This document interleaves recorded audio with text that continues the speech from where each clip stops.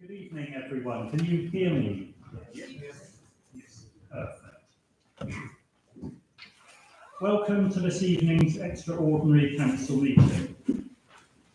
The report for this evening's meeting has been published at short notice and has not been open for inspection by members of the public for at least 5 clear days prior to the meeting. In my opinion, there are special circumstances as to why this item should be considered at this meeting as a matter of urgency.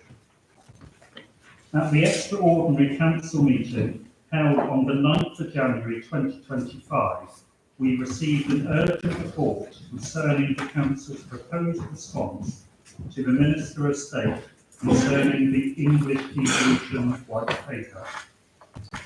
Members will recall that council resolved on that occasion to support the submission of a letter of intent to government on the 10th of January 2025, indicating Exeter City Council's opposition to any future proposal for one unitary council for Devon, and expressed Exeter's intention to submit interim plans for unitary status for Exeter once the invitation had been received from government. The resolution was unanimously supported by members and the letter of intent was duly submitted. Following the extraordinary meeting of Council, the Minister of State for Local Government and English Devolution sent a letter dated the 5th of February 2025 to the leaders of 2-tiered and unitary councils in Devon, formally inviting proposals for local government reorganisation. In that letter, the Minister of State required local authorities to submit an interim plan on or before the 21st of March 2025, with a full proposal to be submitted by the 28th of November 2025. The time between receipt of the letter dated the 5th of February 2025 and the requirement to submit an interim plan on or before the 21st of March 2025 is extremely short, and substantial efforts have been made to put the interim submission before you in advance of the submission date. Despite the interim proposals not being published with 5 clear days' notice, I consider that there are special circumstances to justify proceeding to consider the report and proposals this evening. Those reasons are that there was a short period of time between the invitation from the Minister of State to submit interim proposals and the deadline by which those interim proposals have to be submitted to the Minister. If the interim proposals are not issued to the Minister of State by Friday the 21st of March, then the Council's position will be compromised. The interim proposals and the requirement to submit them to the Minister of State within a short timescale means that the issues need to be considered and determined by this Council as a matter of urgency and cannot be delayed. We will therefore proceed to consider the report and the interim proposals for submission to the Minister of State. Thank you, everyone. Now, moving on, before we formally commence this evening's business, can I please remind members of the following. We are in a different location this evening, as I'm sure you can all see. And as much we will be relying on handheld microphones, which will be passed from member to member as you wish to speak. During the debate, if you wish to speak, please could you raise your hands and I will try to group speakers by location to support the officer passing around the microphone. Please can all mobile phones be kept on silent or turned off during the meeting where possible. There are no fire alarms planned, we'd love to hear. So in the event that we need to evacuate the building, ground staff will take you to the nearest safe evacuation point. Please remain focused on the topic being discussed during the debate and avoid repeating points which have already been made. Please avoid interrupting other councillors and respect the position of the Lord Mayor. Please can members rise on any point of order which relates to an alleged breach of a standing order or statutory provision and specify which standing order or statutory provision they consider to have been broken.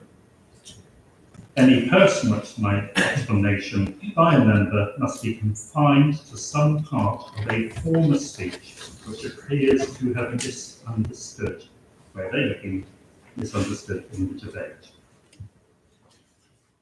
That moves us on now to agenda item 1, which is declarations of interest.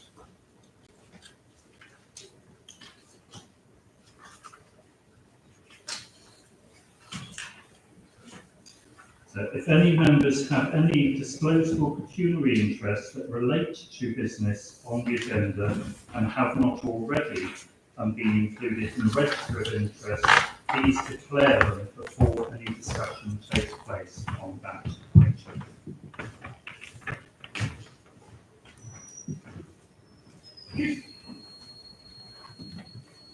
Item 2 is exclusion of press and public.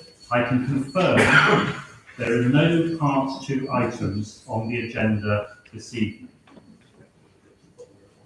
Agenda item 3 relates to the substantive part of our meeting this evening, which is local government reorganisation, the interim submission. What I would like to do initially is ask the leader to formally move the recommendation. Leader. Thank you, Lord Mayor. The recommendation before us this evening is that the Council approves the interim submission for local government reorganisation contained in Appendix A. 2, that Council supports the proposal to engage with a range of stakeholders, including Exeter residents in surrounding areas, businesses, key partners, other councils in Devon, in the development of a final business case for local government reorganisation due to be submitted in November 2025. Once seconded, Lord Mayor, I'd like the Chief Executive to talk to the document. Thank you, Leader. Seconder, please. Second, Lord Mayor. Thank you, Councillor Wright. I now invite the Chief Executive to read the lecture. Thank you. Thank you, Lord Mayor. As you've helpfully reminded us in his letter of the 5th of February, the Minister of State for Local Government and English Devolution invited leaders of councils in 2-tier areas to submit proposals for a single tier of local government. The letter asked for interim submissions to be sent to the government by the 21st of March, with a full business case to be submitted by the 28th of November. On the 9th of February, this council agreed to indicate to the Minister that we intend to make a submission seeking unitary status, and we are therefore here this evening to ask members to approve this council submission ahead of tomorrow's deadline. Officers believe that there is a compelling case for establishing a unitary authority for the historic city of Exeter and the surrounding area, and that our submission will give assurance to members this evening, as well as the government, that we have a clear approach and methodology on which to build this case by the end of November. In our submission, Lord Mayor, we have considered the criteria set out by government, along with key principles on which we will build our case. These include growth, transport and connectivity, ensuring an appropriate focus on both urban and rural issues in order to address inequality and local needs, accessibility to public services, a sense of place and community, a balanced population size and demographic, and finally, and of vital importance, of course, financial viability and value for money for taxpayers. The principles have been developed through an evidence-led approach and have been used to assess initial options for local government reorganisation. Because of our commitment to be led by evidence, Lord Mayor, our interim submission does not include an arbitrary map which identifies the boundaries for the proposed new council. This would not have been done with any robustness in the 5 weeks that we have had to develop our submission. We also have not been able to put forward a structure for the rest of the county, as we have not been included in the plans developed by the remaining 7 Devon district councils, and therefore we do not feel that it's appropriate for us to suggest a structure that covers their area without their input.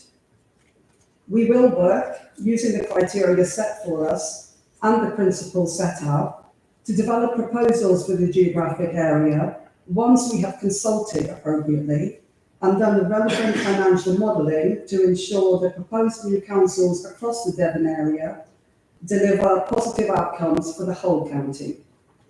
We believe that to be financially viable, but still retain local identity and a clear focus on the urban issues for the area, the proposed new council will serve, after planned growth, a population of between 300,000 and 350,000, expanding the current city council boundary into some wards and parishes surrounding the city. The next stage in the development of our business case will be to collate and analyse additional data and evidence, collaborate with councils in our area, and engage stakeholders and communities to develop a rational and cohesive solution that works for Exeter and Devon. Our submission identifies that the proposed new council will streamline governance, reduce duplication, and ensure a place-based approach to policy making and service delivery. It also highlights how growth will lead to more jobs for local people and opportunities for businesses. I wanted to return, Lord Mayor, to the issue of local engagement. We have already discussed key issues that will inform our business case with our valued partners in the Exeter Partnership. But the 5-week timescale to develop our submission has not allowed us to engage with our residents or other stakeholders across various sectors. Members are being asked to support a comprehensive programme of engagement with a range of stakeholders, including Exeter's residents, residents in surrounding areas, businesses, key public sector and other partners, and other councils in Devon. This will include workshops, public surveys, and engagement with local authorities and town and parish councils, and regular updates and consultations with businesses, communities, and residents. On the relationship with towns and parish councils, Lord Mayor, in the spirit of this council's renewed approach to community engagement, as demonstrated in our recent work on our budget priorities and draft corporate plan, we intend that the proposed new council will develop a partnership approach to working with those town and parish councils that are at the heart of their communities. Turning to next steps, Lord Mayor, MHCLG have confirmed that they will provide feedback on interim submission to support our work in developing the final business case, but they will not rule out any options at this stage, recognising that there is further, more detailed work the councils need to continue to develop. We will therefore work to bring before members a full business case for approval for submission by the 28th of November. There will then be a government-led public consultation between January and April next year, and with a decision on the proposals to reorganise local government being made between May and August next year. Elections to shadow unitary councils are expected to take place between May and December 2027, with new councils coming into being in April 2028. Finally, Lord Mayor, I'd like to thank members for their support and contribution to the Council's work on local government reorganisation to date. Indeed, the unanimous support of all members at the last extraordinary council meeting on the 9th of January, which agreed our expression of interest to government, was a huge source of motivation for officers who have worked at pace but with great care over the last 5 weeks to develop the submission, for which I sincerely thank them. I'm happy, Lord Mayor, to take any questions at the appropriate time. As you're going to do, Lee, come forward.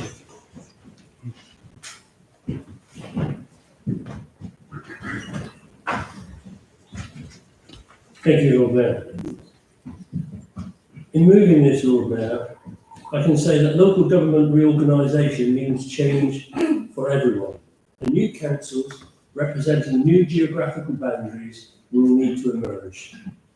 A unitary authority for Exeter and the surrounding area will strengthen local democracy by ensuring that local decision-making aligns with the distinct needs of urban and rural communities.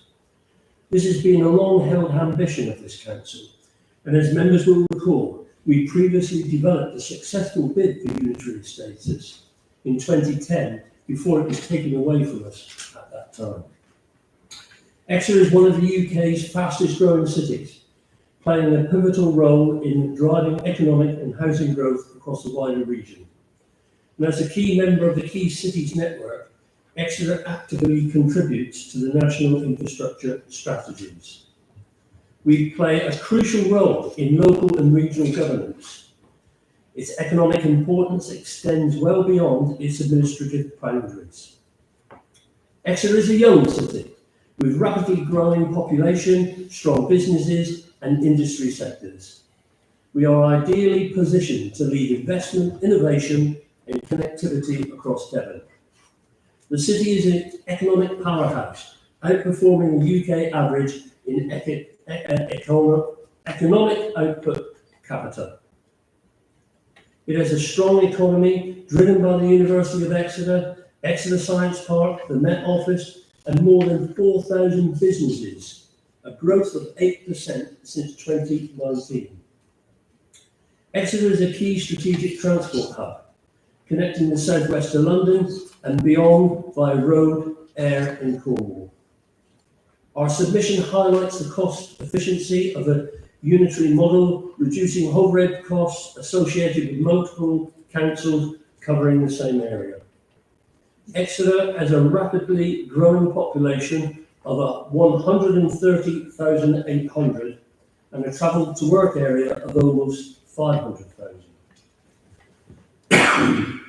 A new council covering Exeter will expand beyond the city council boundary into wards and parishes surrounding the city.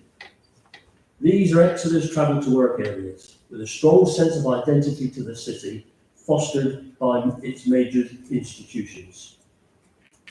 As the Chief Executive explained, we are not including a map of the proposed boundaries at this stage until a planned period of public engagement has been completed. The government has stated its clear intention for reorganisation and devolution. So what are the alternatives to unitary authority for the Exeter area? There is broad agreement locally that a single Devon-wide unitary authority is not the right approach. What also cannot be proposed and supported is the proposed 154 model that the other Devon district councils are putting forward. It's disappointing that the proposal is being developed without input from Exeter. If so, I might have explained to them, excluding residents from the other side of the Devon Motel in southwest Exeter is actually a mistake, as they all feel they live in Exeter.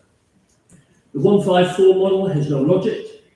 It recognises one of Devon's two cities, Plymouth, is deserving of a unitary status, but Exeter, which is one of the fastest growing cities in the UK, it doesn't.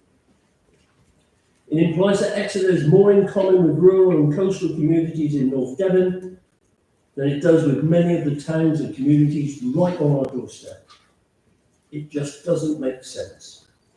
In my opinion, this is simply a political plan that does not address the economic issues or needs of the people of Devon, and it must be rejected.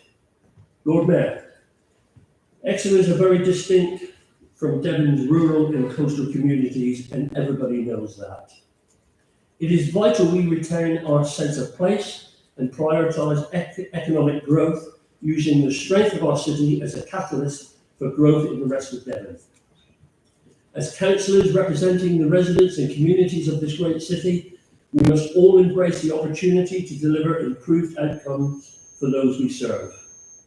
We're ready to work with neighbouring councils and all the residents in the communities they represent. Their input will be vital in ensuring reorganisation delivers on the ambition to empower local communities. So I hope members can unanimously back our submission to government. It's the start, Lord Mayor, of a long road. And history tells us that the long march started with the first step, and this is indeed the first step. Our city needs to be part of a unitary authority for the area covering just beyond the local city boundary, which would be truly transformational opportunity for Devon. We now have a once-in-a-generation opportunity to achieve that. If we do, we will continue to drive the economy for the city, for the rest of Devon, and the region as a whole, and deliver for the residents and communities in Exeter and beyond. The structure we outline aligns with the government's devolution objectives, strengthens economic growth, and enhances local democracy. Our submission builds on the case for delivering improved public services whilst ensuring Exeter and the wider region remain competitive, sustainable, and resilient for the future. Lord Mayor, I move. Thank you, Leader. And so we'll now move to the debate. Any questions that occur during the debate, and we'll collate them together so either the Chief Exec or the Leader can answer them at the end. And so who wishes to speak? I will start with Councillor Mitchell, and then we'll go along this line, and then to that line, then we'll come across.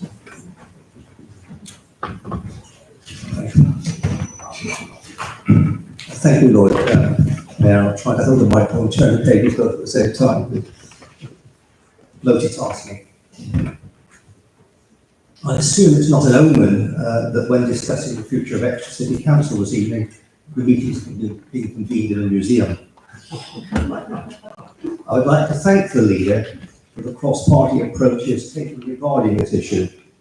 There are those outside Exeter who believe this is driven by party political consideration. And to assure people, if that was so, it would be very unlikely that the three opposition leaders would have taken part in discussions with the Leader. We're all here representing firstly our local communities and speaking on their behalf within an Exeter forum.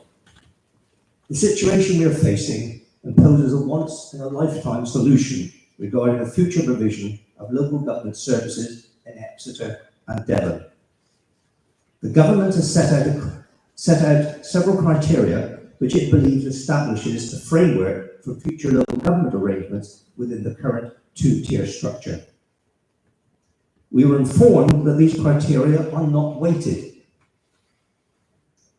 and at this stage proposals only need to be in outline form. The Exeter proposals conform with the latest feedback from government, as the Chief Executive has already outlined. For reassurance to our neighbours and friends and the people of Exeter, I don't think Elon Musk is transporting us to Mars. Exeter will be in a unitary authority. Its boundaries to be determined, and there will be a number of unitary authorities within the boundaries of Devon yet to be determined. This is not conjecture or opinion, but the facts of the situation. Some believe there's only one answer, and that by apparently ticking off all the questions, they have the only answer. Others believe there are other options, and have drawn their lines on maps. Exeter has taken the view, correctly I believe, that the post-March submission, there needs to be talk to others at different levels of government and others about the shape and form of a UA that contains Exeter. We hopefully don't live in a Trumpian world where neighbouring areas can claim ownership of Exeter without Exeter being in the room when the decisions are made. So buy Exeter when you go out to them. I have already suggested to others, that the next Devon-wide meeting should be based not just on the X8 district leaders, 2 UA leaders and the Devon County Council leader, but involve all group leaders from all councils in Devon. So there's a wide variety of opinion in that room. I would hope at the very least we will try to find a way forward with the rest of Devon. But at the very least, I would hope out of that meeting or meetings, there could at least be an agreed formula for how we carry out public consultations. So there is a common format across Devon so that when we get the results in, they're meaningful and helpful in drafting these proposals. It is the people of Devon we serve. What no one wants to do, or has done, except for Exeter, and dare we say Plymouth, and there are even elements within Torbay, is to challenge the validity of the questions. We know that each criterion is not weighted, so let's take the 500,000 plus argument. Mega councils of 500,000 plus by population and acreage. Is that the best solution for a semi-rural authority like Devon? If size is the most important criteria, we've already got the answer. Devon County Council have given it to us. Hand it all to them. They're big. That solves the problem. We don't even need a map. Possibly not need rubber if you want to include Torbay and add them in. If 800,000 or 1 million is too big, too remote, and lacking in community involvement, and represents democracy at a distance, what makes 500,000 plus so vastly superior? All but a handful, and I'm talking about one handful of existing unitary authorities have over 500,000 population. Most of them are in the 200 to 350,000 range. Is the government and the rest of us saying they're all failing? We then look to our neighbours, and on an impartial view, I will quote the Conservatives in Torbay. In their paper that they presented, they didn't have a council meeting, they did it in the cabinet office, trying to save some money. I'll just like to quote what they put in their document. Torquay, 140, 150,000 population, not a vast business enterprise like Exeter. Whilst we are a small unitary authority, we are highly successful.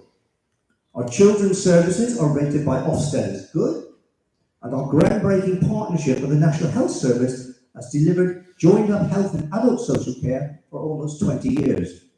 We operate Brixham Harbour, which is the largest commercial fishing port in England, Wales and Northern Ireland, when measured by the value of the catch landed. Through careful financial management, Torbay Council is in a secure financial position. We've agreed the last 4 budgets with no significant changes to services. Not only that, we've been able to invest in services. That's on 140,000 plus population. So again, we come back to this criteria of what is the right size for a unitary authority. The next assumption being made by everybody is that the building blocks must be complete district council areas. This is assumed from what is written, it's not actually stated, but it's assumed. These are artificial constructs that date back to 1972. I remember it well. And were themselves based on Victorian boundaries. Drawing lines on a map becomes easier when you've got only 8 building blocks. But in 2025, and let's say 2050, do these building block boundaries make sense? Plymouth is clearly working at a parish council level in its land grab into the South Downs. In one model, representatives from Exeter will help determine issues relating to communities in Somerset border and the Cornwall border. But as already been mentioned, we won't have any conversation on what happens at the Devon Motel, a mere yard or metre away. This problem existed in 1972. It's what do we do about St Thomas Rural District Council? Its headquarters were in Southern Hay and Exeter and St Thomas. It surrounded Exeter on both sides of the estuary. In 1966, Pinhole and Alphington had been transferred to Exeter City Council. It was time for them to break away again then. In 1972, the solution was to give part to East Devon and a part to Teignbridge, making rational sense according to the nature of existing communities at that time. For most residents across Devon, the main issues are about who provides the services, quality of the services, how much do I have to pay for these services, and who do I contact when things go wrong. This is why we believe at this stage it's necessary to consider how services are delivered by a unitary authority and the impact that might have on how we draw boundaries on a map. No district council in Devon would consider itself currently to be failing. They manage their services for the benefit of their communities. Some already collaborate. We have a strata company set up by 3 councils to provide IT services to achieve efficiency and a high quality of service. Concerns begin to be expressed when the statutory services currently provided by the county council are mentioned, like highways, SEND and adult social care. These services appear to point to the need for large councils to provide economies of scale and the necessary financial basis. We have discussed at our leaders' meetings the concept of a federation system, whereby unitary authorities in Devon work together to provide these higher level services, both to get the economies of scale and ensure that everyone within the federation receives the same standard and quality of service as anyone else, irrespective of where they live in Devon. The new CCA model might provide a governance model that could be used for a structure above the existing UAs to deliver those services. In the other direction, town and parish councils should work in partnership with the new UAs, and there should be an agreed transfer of assets and responsibilities to these councils so that local communities make more decisions about their own area and not some distant remote UA. None of us want to be deciding what a parish hall is happening in South West Devon or North Devon or on the Somerset border. The analogy I take is of a corner shop, the village pub, the post office and the bank branch, all under threat by changing working and spending habits. Those that adapt survive. The local shop now takes in returns for ever-increasing parcel delivery service through the internet. The pub becomes a community hub for a variety of groups. How long will it be before we're text each of us when we have to go to our local shop to collect our post? Because that's the most efficient way to run that service. The elephant in the room is local government finance. It's not been mentioned. Without an overhaul of how councils are funded, these changes and their associated costs are just going to establish new bankrupt unity authorities from day one.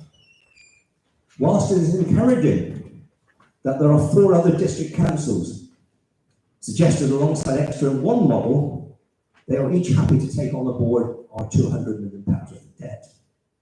But I will point out that in relation to the debts of Devon County Council, they are going to be overwhelmed, as they all are. Hopefully, whatever other differences there might be between us and the other councils in Devon, we all agree to pressure government to reform local government finance before implementing detailed reforms. A reformed financial settlement with hypothecated elements of national taxation together with a review of council tax and the business tax system, would transform the current debate about local government reform. All of us want the best for Exeter and the best for Devon. That will be achieved by working together, consulting and listening to the people of Devon. This is not a decision to be imposed by the few on the many. All I can sum up to say, let's stand together and keep the local in local government. Thank you. Thank you, Councillor Mitchell. I'd like to ask anyone that would like to speak to put their hand up just so we can have a list so then I can then allocate. So we'll just take a little. And then once we've done this, I'll move to the next speaker. We've actually got 2 microphones, I've suddenly noticed, one sat at the back, so we will be able to jump from side to side.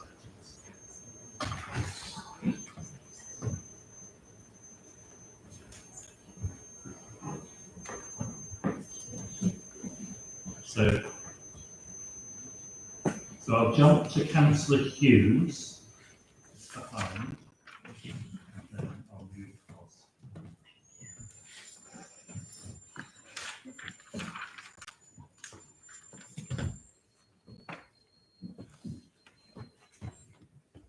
Thank you, Lord Mayor.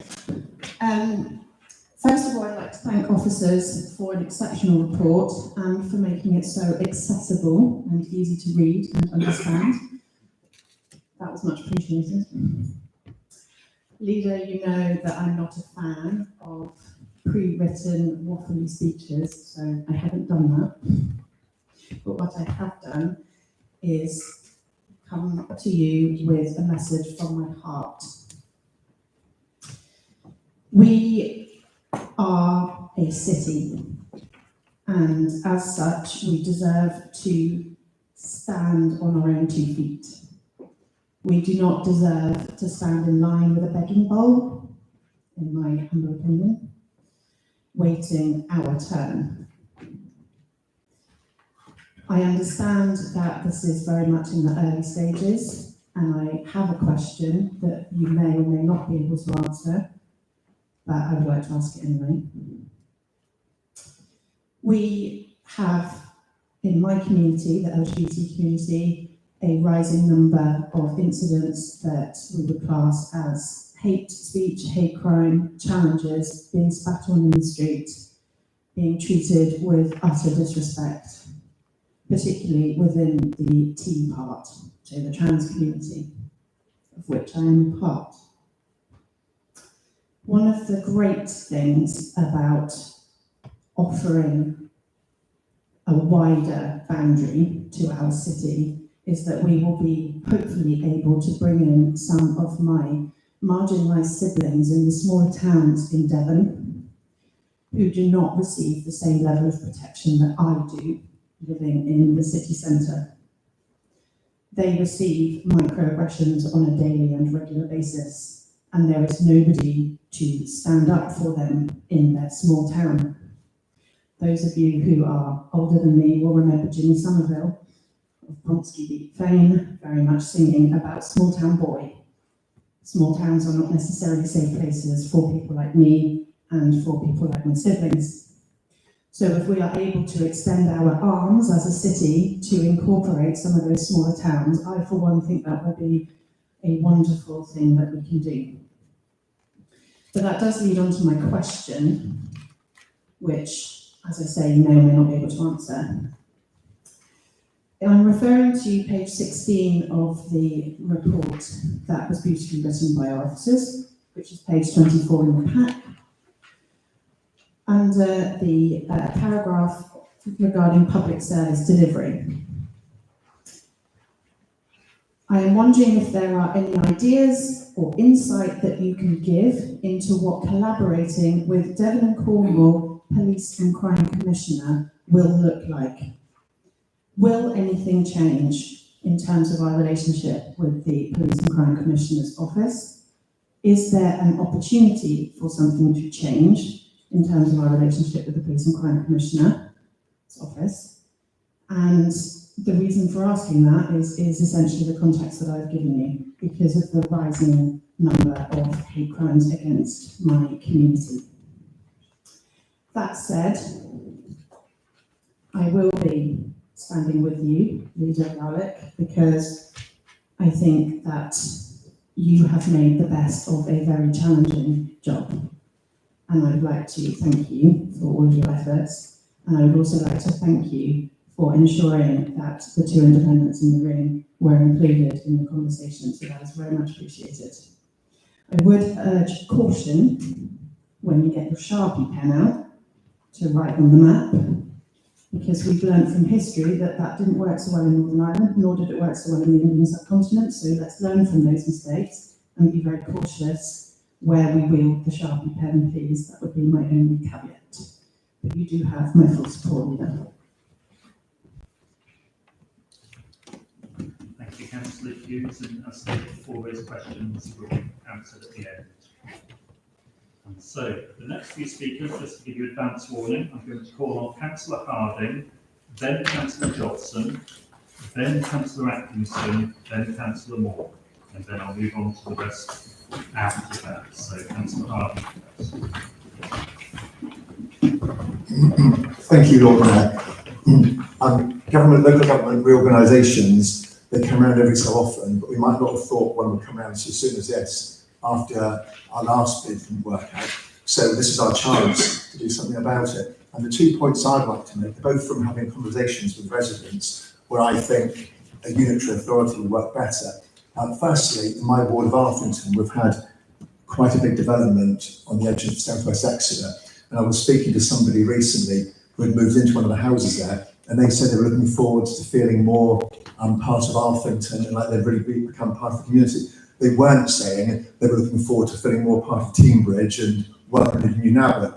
So I think if those people are living very close to Exeter and they want to be part of Exeter, they should be brought in. This is our chance to do that as well.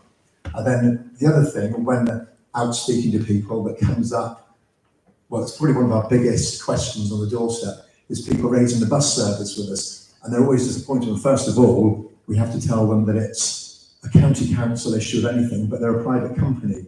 And this is something that, as this council voted to take voted to suggest to Devon County to take the bus service back under local government control, this is something we can actually achieve. And that's something that residents would like, because they want it to be accountable locally and be able to have a say and ask their elected members to do something about it. So I think there's two reasons why we should be voting for this, and I will be voting for it today. Thank you very much. Thank you, Councillor Harding. Councillor Jobson. Thank you, Lord Mayor. I'd like to also share the thanks of my party for the collaborative approach that has been shown to this particularly important issue. And I'd also like to offer my congratulations to the Chief Executive and to her team, who have produced such an excellent report. It is comprehensive and it clearly shows the detail as to why Exeter should be a unitary authority. It also sets out pointers within that document as to how that can be achieved and the enormous amount of work that now needs to be done in order to put forward the case by the 28th of November that will justify that result. So now there will be an opportunity to start the consultation process. It is so important that residents, not only in Exeter as it stands, but in the communities that may become a part of Exeter, learn more about what we have to offer, the economic driver that is Exeter, and all the other matters as contained in the report. To be assured that we're not seeking to take over their local communities. Their local communities, be it parish councils as they currently are, or a neighbourhood plan, or whatever there is, are so important as to the future going forward. And that will all be can all be part of the consultation process. They have a lot to contribute to making sure that Exeter, in its new format, continues to thrive politically, economically, and as a community. So there's been a first-class start, Lord Mayor. A lot of hard work is now to be done, and I'm very pleased to say that our group will be right behind tonight's motion, and we look forward to seeing how the matters progress. Thank you, Lord Mayor. Thank you, Councillor Johnston. Councillor Atkinson and Councillor Moore. Councillor Atkinson. Thank you, Lord Mayor. And can I thank Councillor Bialik for his speech earlier, and the Chief Executive, and Councillor Mitchell for his very amusing and very cogent, contextually, historically, about what's happened, and that was very welcome. And Councillor Robson as well for her support in this extent. I was very disappointed as a member of the County Council for Alphington that the County Council did not include the option before you today at the discussion we had earlier. And it's deeply shocking that the larger surrounding Exeter option was missed off, because they decided that they were going to only look at district councils, how they might amalgamate, but they completely ignored the Greater Exeter Strategic Plan discussions, which started in 2016-17, which included 4 district councils that surround Exeter. And as you know, at that time, it was greatly recognised that the Greater Exeter Strategic Plan recognised the function of geography around Exeter to reflect both the travel to work area and the housing market area, and the enormous economic activity mentioned by Councillor Bialik today that surrounds Exeter. And as Councillor Mitchell said, in 1974 that may not have been the case, 72. But it certainly is the case now. And since 2001, 2011, and now Exeter has taken off enormously. Therefore, it's completely wrong that the County Council should have completely refused to look at Exeter and its surrounding areas as an option that it put forward to councillors today. So I'm delighted to be able to support this option. And I'm very delighted that all members here support it. And as Councillor Harding has said, I represent Alphington, and it's absolutely ludicrous that all the county's options didn't include South West Exeter, part of Teambridge, because as you know, back in 2012, 2,000 houses were planned to be built on the borders of Exeter. I think there's 2 metres, which separate those developments. And I support exactly what he says. The developers themselves market those 2,000 properties as being in Alphington. The people in Alphington come to shop in Sainsbury's, Lidl, Spa, they come to the community association, they come to the church, they do not go to Newton Abbot. And also the county council, in order to build those, they had to apply for government funding for infrastructure, for roads, public realm improvements in Alphington, which members here will be aware of. And what do they call it? They call it North East Teambridge. They call it South West Exeter Housing Investment Application. And there you have it. Everyone recognises that Exeter and its surrounding area includes South West Exeter. And likewise in Pinhole, I don't know if members from Pinhole are talking, it's exactly the same situation there on the other side.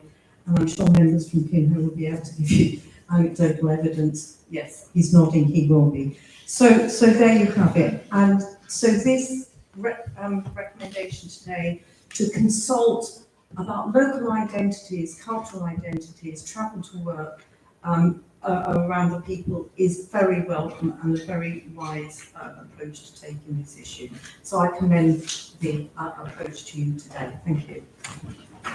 Thank you, Councillor Atkinson. I'll now call on Councillor Moore, then it'll be Councillor Royston, followed by Councillor Pass. You're on the list. Thank you, Lord Mayor.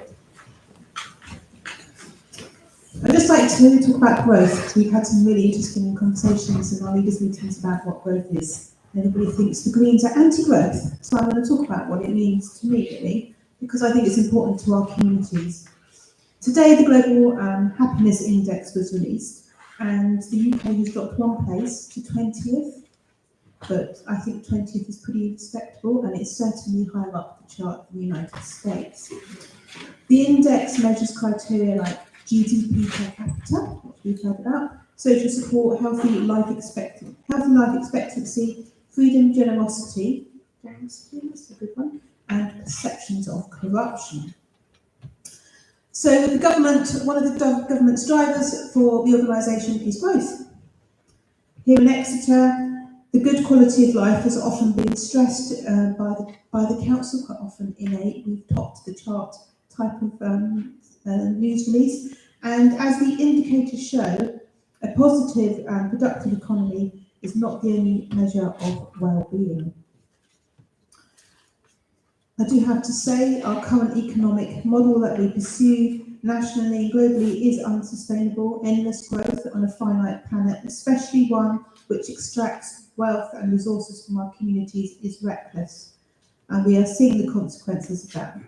And that plays out at the local level as well. We need local economic strategies led by people and organisations who truly understand their localities. We need to decouple our economy from environmental destruction and focus on, as well, tackling inequality and poverty, which is present here in Exeter and other parts of Devon. We need to create good jobs and also recognise that many people in the city are managing just on the minimum wage. We need to create local wealth and keep it within our communities through reinvestment. This means supporting community-owned assets, local businesses, and recognising that public authorities play a key role as anchor organisations. This builds strength for our local economy, which is going to be difficult, continue to be difficult in this challenging global economy. So we've heard that government is requiring the organisation on the arbitrary 500,000 figure, and that doesn't really make sense, because I think we all agree in a large, relatively sparsely rural county such as Devon. So we've heard today that Devon County Council produced a long list, which didn't include anything that we're thinking about. We've heard about the 5-4-1 model, stretching from Heartland Quay round to Lyme Bay, and assumes Exeter is the only centre of the economy. It's essential that local communities and local economies in the rural areas think about what their focus is and actually work to strengthen them. Such mega councils covering that area would really be disconnected from the people they seek to serve and undermine local democracy and not strengthen their local economy. So I support a larger number of smaller unitary authorities across Devon, better connected to their communities and focused on building strong local economies in their role as anchor organisations. The current standoff between different local authorities could create entrenched positions in our communities. And it's important that we demonstrate a more cooperative approach based on a thought-out set of principles and invite our communities into that conversation, which we are planning to do. We also need the honesty to explain and understand what is important to each of the councils at the moment and what they're especially worried about. And of course, one of the first big worries is the huge financial pressure of years of ongoing austerity and rising demand for services. That's probably number one. And Devon County Council's report did highlight the funding gap in 28-29 likely to be £180 million across Devon. And that's even before the draining costs of reorganisation, which I understand that government won't be helping. So I'd like to know what we can do to ask for help with those costs. So we don't want mega councils and we don't want strong men politics. We don't want to argue over borders. We must really focus on what we can control and negotiate cooperatively, however frustrating that can be. So we do need a collaborative approach, and again, I really am grateful for the cooperative efforts that you've made, Leader, and working with the Chief Executive and other leaders to work on shared principles. Thank you. Again, I agree, perhaps this cost party Cross-county discussion is needed to find local discussions. We need to do it a bit differently to try and move on. Government has really indicated that they are not going to provide any help to reach local conclusions. We have to work it out for ourselves and with our communities, and actually that's probably a good thing. We have shown that councils can cooperate here in Devon, something we can build on. So let's make the most of government's vagueness. And I would like to know, I'm very interested about this idea of a federation. In my mind, it's not something like the CCA, which has questionable accountability and democracy, but actually a greater ability to cooperate between authorities. And that really could help manage scale whilst keeping services connected to local needs. So Exeter is a generous and friendly city, and I hope this move today invites our neighbours to join us in shaping the city's future in a meaningful way. Thank you. Thank you, Councillor Moore. Councillor Brooks. Thank you, Lord Mayor. Firstly, I'd like to share that I had a chat with a resident the other day who, when he discovered that council meetings were actually public and open, he could come along. He said, "That's great, because I want to work with that Phil bloke." And then proceeded to rattle off his list, all of which, you know what's coming, wasn't Phil's fault this time. You know, let's be honest, sometimes. It was all county issues. I said, "Don't worry, not long now, and we'll have control of those, because that's what we need, because that's what our residents need." It's incredibly frustrating as a councillor that I can't help residents with some of the things that they want help with because it isn't in our remit. But mainly, I'm looking forward to the opportunity we have for our education system. As members may know, in my spare time as an educator, I've worked for many years with the Education Forum in Devon County, and I have seen the spiralling debt that has year on year continued to be unmanaged for the SEND high needs block. We've got some amazing educational establishments within our city at the moment and in the surrounds that may well join part of the future. And I think we've got a real opportunity to be an absolute leader in being revolutionary in our education system, right from the earliest years through to our further education. And I think that it's about time that we were able to take that and seize that opportunity to really make something great for our future generations. And for that and many other reasons is why I am absolutely supporting this proposal this evening. Thank you. Thank you, Councillor Royston. Councillor Palmer.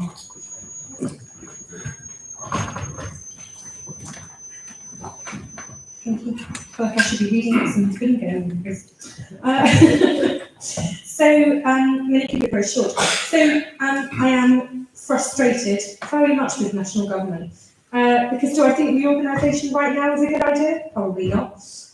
Do I think expecting councils and officers to prepare such a complex submission in just 5 weeks with no real ability to truly engage with residents is a good idea? Absolutely not. So I say a huge thanks actually to all of the political leaders here, to the Chief Executive and the officers for actually such an amazing piece of work and such a collaborative piece of work in such a ridiculously short space of time. But look, we are where we are.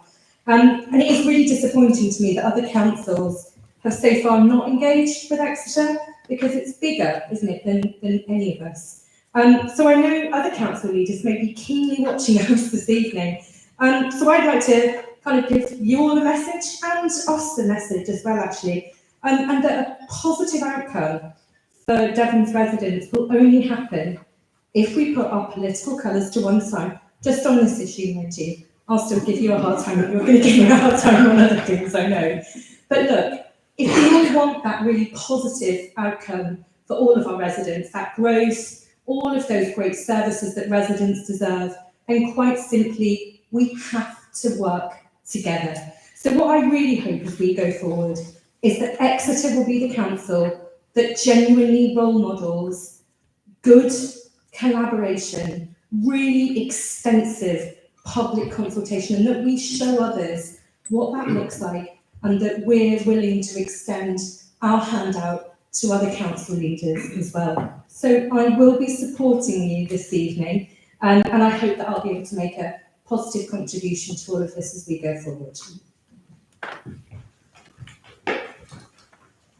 Thank you very much, Councillor Palmer. The list is now, just so everyone knows, going to call on Councillor Reed, then Councillor Wardle, then Councillor Fulham, then Councillor Reed, then Councillor Vizard, then Councillor Bennett, then Councillor Darling. Is there anyone else?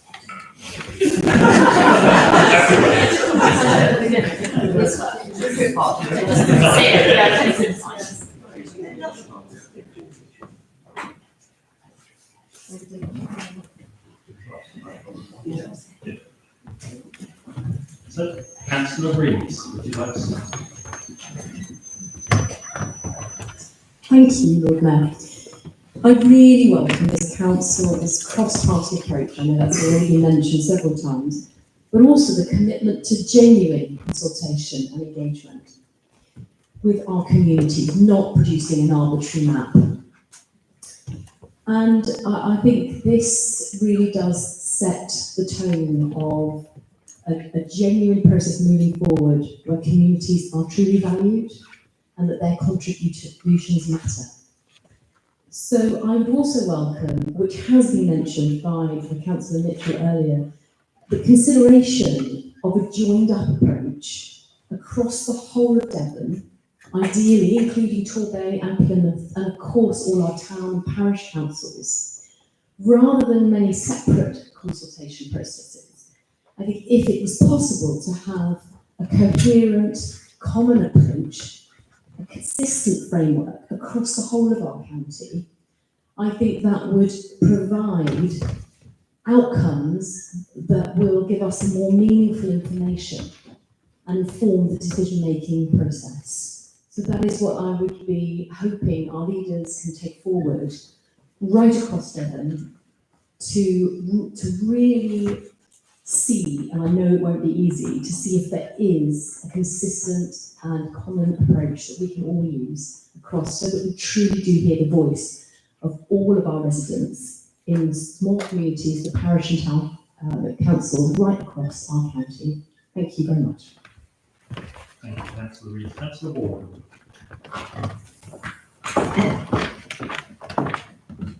Thank you very much. Lord Mayor, reference has been made, yeah, it is working, yeah. Yeah, thank you. Reference has been made to what other reference has been made to other councils and their attitude to this reorganisation. And the 154 proposal, the attitude of the County Council not taking into account our own proposal we're debating tonight. And I've read the Secretary of State's letter to these councils, dated the 5th of February, which is here, and the Minister makes very clear in this that, and these are the words, we therefore expect local leaders to work collaboratively and proactively, including by sharing information to develop robust and sustainable unitary proposals that are in the best interest of the whole area to which this invitation is issued, rather than developing competing proposals. This will mean making every effort to work together. Now, I wouldn't have thought you could be clearer than that, and that is from the Minister. So I don't know whether our colleagues in the other councils have read this letter. It's got all of them. Just make that. Thank you. The second point I want to make is what really is to do with the transport and connectivity section of this report, and in particular the reference to a second route which is connecting the northwest and east of Devon. So we've had all the developments of housing at Topsham, Cranbrook, planned at Cullumpton, Crediton, Oakhampton areas just to start with. And these are growth areas. Now, to be charitable, referring to the railway system, back from the 60s to the 80s, when the lines to Oakhampton to Barnstable were singled and took out passing loops, the line to Salisbury was singled in the 60s, the line to Topsham was singled in early 1973. When that happened, to be charitable, they did not expect, I think, the growth in the population that is now taking place. So I just want to say to colleagues, there's an opportunity going forward from here to put right those mistakes that were made in that 20-year period. For example, by putting back long loops to enable trains to cross, which would increase the capacity of the railway line to convey more people. You don't need to build new carriageways coming into the city. You have a ready-made track bed there, only half of which is being used. And so I'd just like to say the opportunity is there to put right those mistakes, to put the double track back to Crediton and Oakhampton and parts of the line to Barnstable, to put the double track back to Topsham, and to put long passing loops and even double track back to Salisbury. Doing that, you can have double the capacity, you can have longer trains, etc., etc. So I think this is a really good opportunity going forward to put right those mistakes relating to transport going in and out of Exeter from all points. Thank you very much. Thank you, Councillor Alden. Councillor Fuller. Thank you very much to all the contributors so far. One thing that attracts me to this recommendation is the scale of it. It's always been my primary concern is too large a scale doesn't become local, and the decision makers become remote. The democracy is diluted.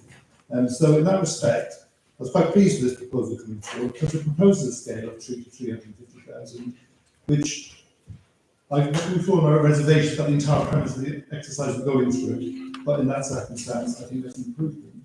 Now, the issue is, the criteria is quite clear, it's 500,000, I think it's ridiculously high, but it is the criteria. And I think if we in Devon, collectively, are going to override that criteria or have it minimised in significance, I think there needs to be a great deal of consensus about the way forward.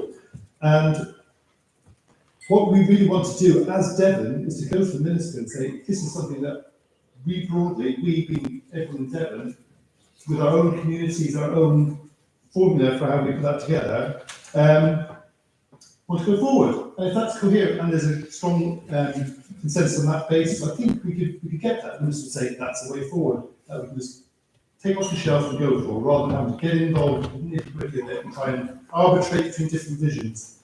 So, when the 541 came out, I was thinking, Ilford Coombe and Thomas, I'm not sure how much common they've got, whether Ilford Coombe councillors would want us taking decisions on their affairs, or whether I'd be happy with them making it on private issues. But the issue, I know we haven't got any boundaries in this report, but this is when it becomes reality, because it's going to be very difficult for us to get to 250,000, keeping clear of all the other borders, and have a coherent set of unitary authorities in the rest of Devon that makes sense, because Seaton's got to go somewhere.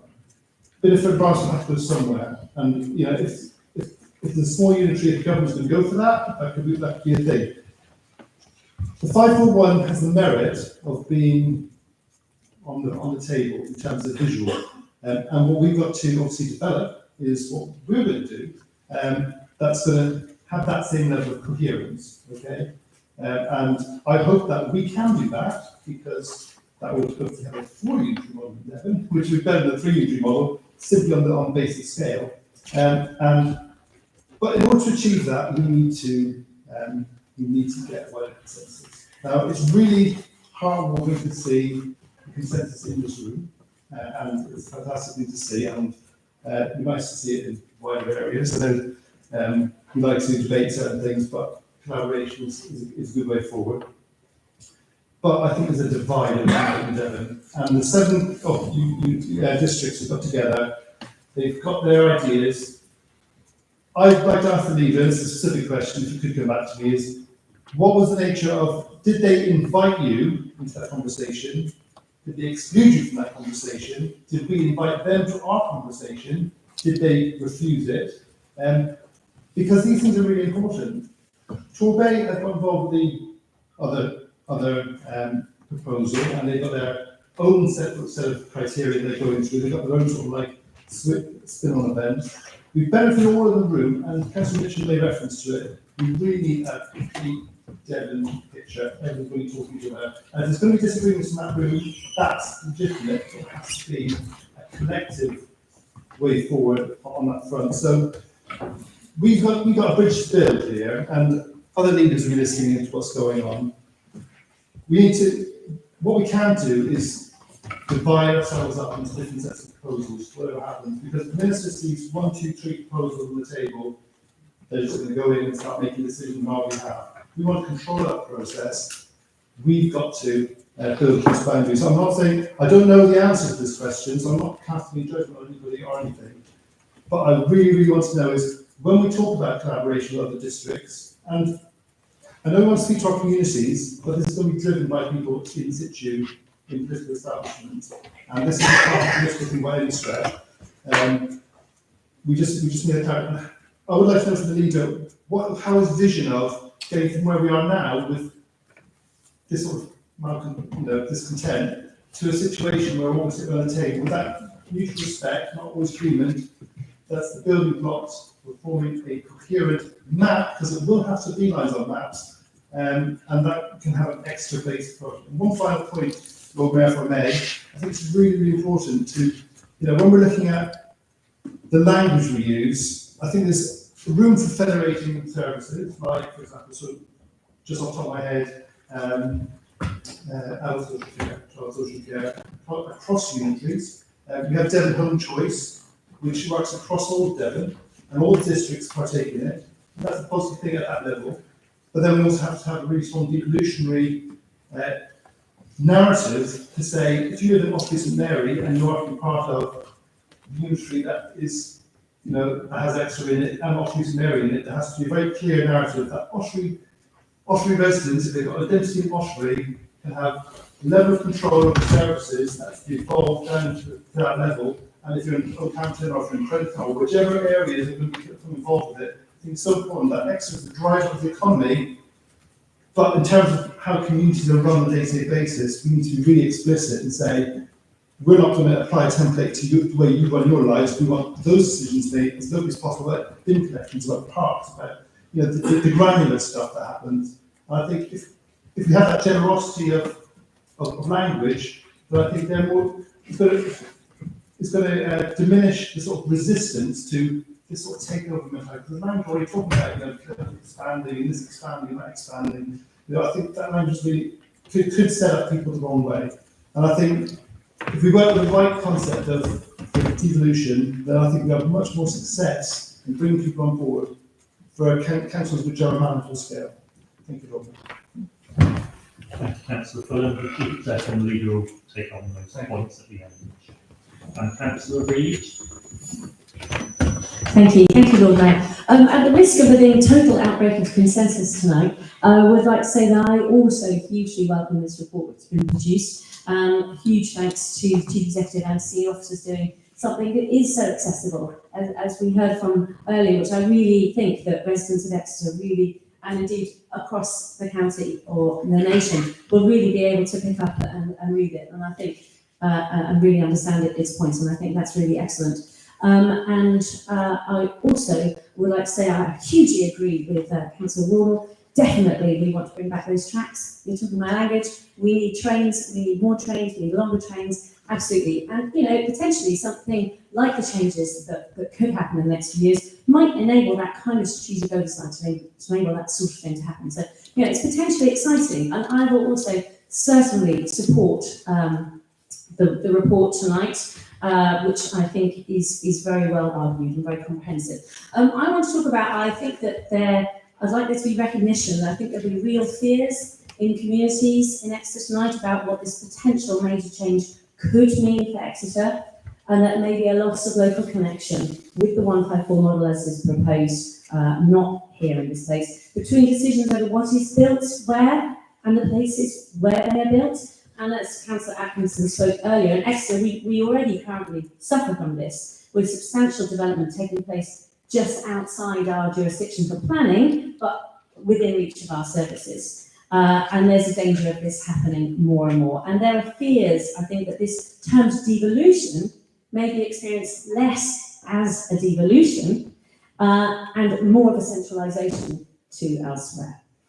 Meanwhile, 1/3 of Exeter currently is green space, and within our city we have a stretch of stunning blue space, which is the River Exe, of course, flowing to a site of special scientific interest, which is accorded the highest protection status as special protection area because it supports internationally important populations of birds like the Slavonian grebe, the avocet, which I see regularly, I'm sure many members here do, the dunlin, oystercatcher, black-tailed godwit, lots more.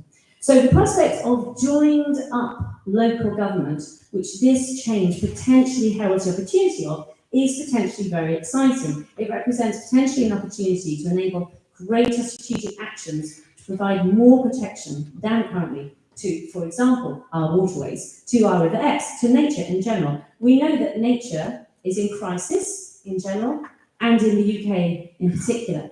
Paper in the House of Commons Library on biodiversity loss from last year concludes the UK has been highlighted as having some of the lowest biodiversity in Europe and the Western world. We have the unenviable status from the Natural History Museum of having, quotes, led the world in destroying our natural environment. Countries like Canada and Finland have nearly 90% of their biodiversity left intact. In the UK, it's 50%. But a larger decision-making area, which could take account of nature's needs to a greater extent, is potentially really welcome. In December 2024, I don't know if members here know this, but the Office for Environmental Protection concluded that the Environment Agency, Ofwat and DEFRA had all failed to implement the law on sewage treatment in allowing water companies to pollute our rivers for years. And just last week, the High Court ruled that farming manure is defined as waste, which means that there needs to be proper plans at planning permission stage to prevent this waste from going into our waterways as it currently does. Currently, this is not prevented, as we know, as many of us who wanted to swim in Exmouth last summer and found the beach closed for days and weeks on end, as Councillor Wood's dog still suffers the effects from, which is a terrible thing. Agricultural runoff is the biggest source of water pollution in the UK, and it's the biggest source of water pollution in the River Exe. So with these two recent rulings in mind, a larger decision-making area could have as a key priority to protect nature and to do what's needed, which is to say to go further than that, to give a boost to nature, to put measures in place to restore nature. This is what we desperately need.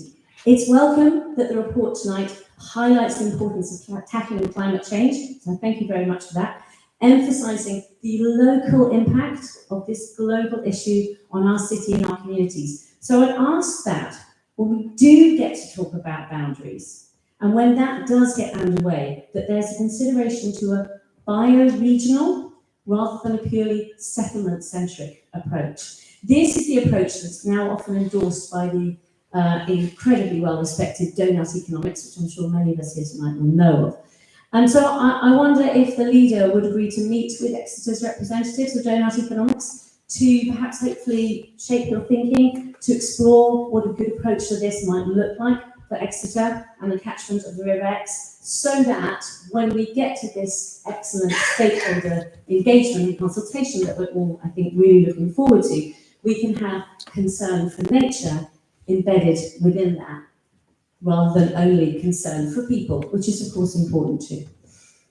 And to restore nature, we need to do something even more than this, with some companies now choosing to put nature on the board of directors, something which the Harbour Board here might hopefully actively consider. And recently, one council, Maidstone Borough Council, has shown such legal protections can be effectively implemented by they integrated the rights of nature into their corporate strategy. So I really hope that we can push for evolving concepts like this when we think about how the new devolved Devon will look like in order to have nature recovery really, really at its core. And lastly, I want to speak about the local resilience that's going to be needed in the face of the potentially disastrous climate change-induced shocks, which scientists are increasingly predicted we are now likely to face. Not far away and not receding into the mist of time, but here in this country and soon.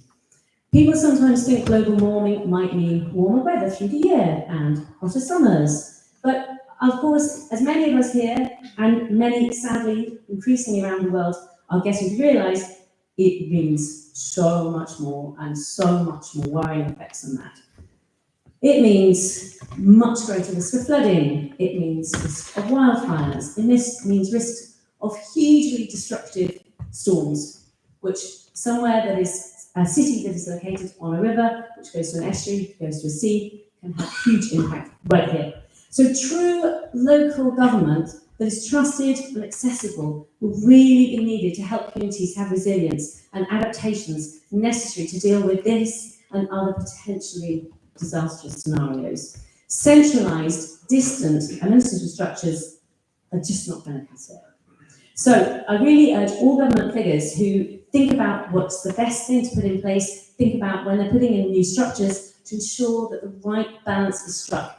Yes, sufficiently large areas to enable effective strategic decision-making, but sufficiently local to enable trust and connection between people and policymakers, such that communities can be helped to deal with the huge challenges that do unfortunately lie ahead of us.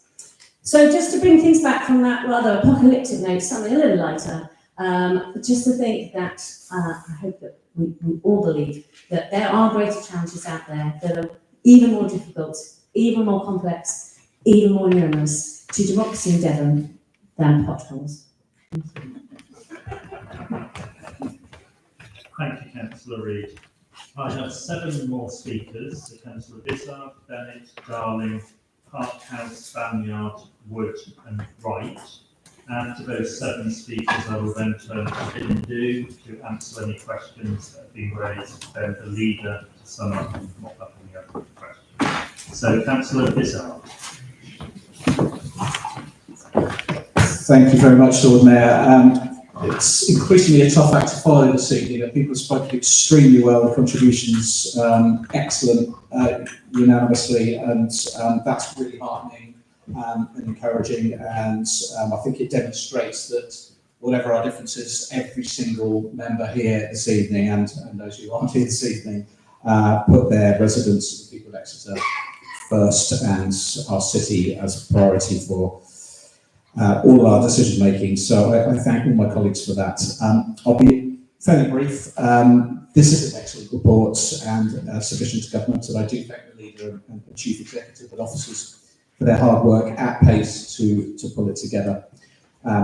It's very clear that our joint passion for this city is shining through that report, and that's really important. I welcome the collegiate and consultative approach, working cross-party with opposition leaders and colleagues who it seems likely will be supporting this evening, which is great news. But also the collaboration with other councils, with stakeholders, with businesses, and importantly, our communities and residents over the weeks and months ahead. I certainly look forward to discussions with my own residents in Newtown and St Leonard's, and much wider than that over the coming weeks and months. So I very much support the approach set out in the interim submission, and I particularly want to welcome the inclusion of our statements about our significant high-ranking actions towards net zero, as recognised by Climate Emergency UK, and Exeter's internationally important and widely recognised status as a centre for climate, environmental science, intelligence and research. And yes, absolutely, net zero, biodiversity, nature recovery should be front and centre of devolution plans. As I said in my speech when we last discussed this is a fantastic opportunity to unlock our ambitions on net zero, to draw greater focus on the leading role we can play in tackling the climate emergency here in Exeter, working with our partners, the university, the Met Office and many more besides. and to take the levers of control that we need to achieve great outcomes. So I look forward, as I say, to having broader conversations across Devon and in local communities here. And thank you, Lord Mayor. Thank you, Councillor Vizard. Councillor Bennett.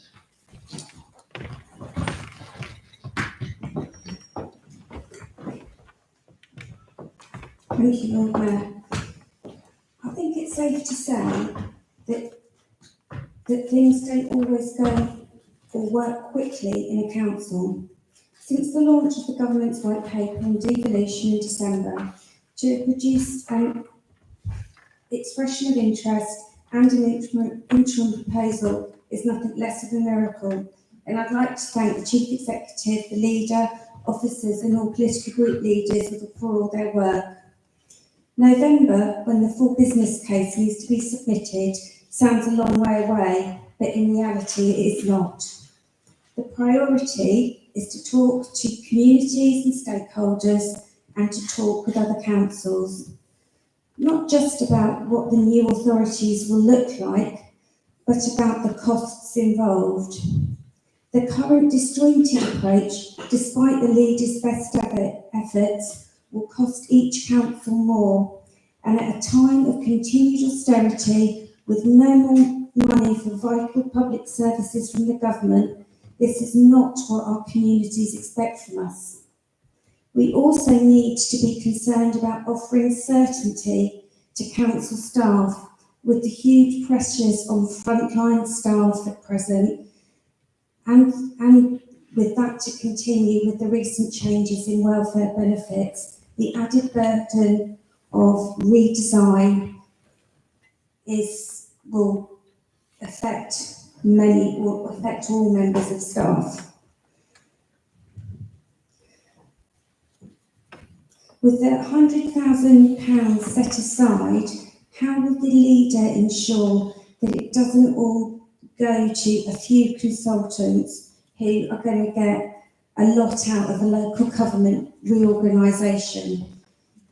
And would the leader consider sharing costs of redesign with other councils to ensure we all get the best value for our residents? Thank you, Councillor Bennett. Councillor Darling.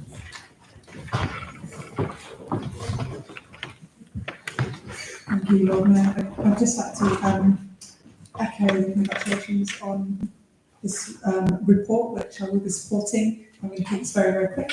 I'm very hopeful about the plans for a unitary authority, and I think the residents of St Thomas, who often contact me with difficulties about parking, who should be allowed to park where, commuters parking in residential streets, distribution of parking permits, and so on. I'm sure it's quite familiar to all of you, and very frustrating to all of us that we have absolutely no control over those things. So I would be very interested to know how a unitary authority might help us to reform some of the parking legislation that we currently have to improve it for residents. Councillor Darling. Councillor Parkhouse. Thank you, Lord Mayor. I would like to echo the thanks that others have expressed to the Chief Executive for her hard work and the hard work of officers on this great report and submission that seems to reflect the views of all the members in the room, and hopefully, I think, we'll see unanimous support from all political parties and none here this evening. And thank you to the leader for his clear message to the people of Exeter and the surrounding areas about what his vision is for this area, and his first statement this evening that local government reorganisation means change for everyone. Lord Mayor, I know some don't like change, but this change hopefully is a good one that moves towards clarity, less confusion for residents when councillors knock on their door about who to contact about which issues, and more importantly, accountability for local residents, not just in Exeter, but the surrounding areas. As Councillor Harding said, this is our chance, and as Councillor Vizard said, this is our opportunity. It's one I'm glad we're seizing, but especially in the way that we're seizing it. not, as Councillor Mitchell put it, in a Trumpian way, which is making decisions for the communities or neighbouring areas without involving those communities, but one that's including all those people that are involved in these decisions as the engagement process laid out by the Chief Executive outlined, as well as a cooperative approach within the council that the leader has taken with many other members. As many know, I started training as a teacher this year, and at the moment I'm working with my pupils on how to develop their writing. And I want to comment on the very good news article about the local re-government reorganisation that was published on the council's website 3 days ago. I have to say to the press team that it's very clear the aim of this submission from the headline: unitary submission drives growth and delivers for residents and community. This headline's clear. This is a forward-looking document. It's focused on growth of our economy, but also this means growth of our population. As the leader has reminded us, Exeter is one of the fastest growing in the UK, and clearly people want to live here.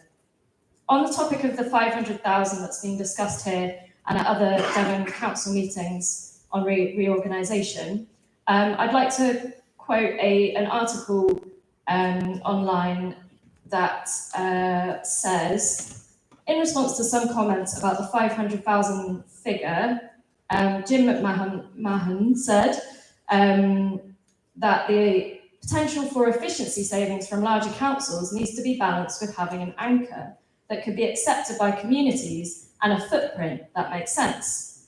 He said, this is a direct quote, "A very large geographical county across multiple rural areas with small towns and villages is very, very different than some counties where they might have a district council in place, but actually the district council is the economic and academic anchor. Think about Ipswich, Norwich, Exeter, and other places. They're all second-tier district councils now, but they have an economic and social function that is beyond that." That's a direct quote from the minister.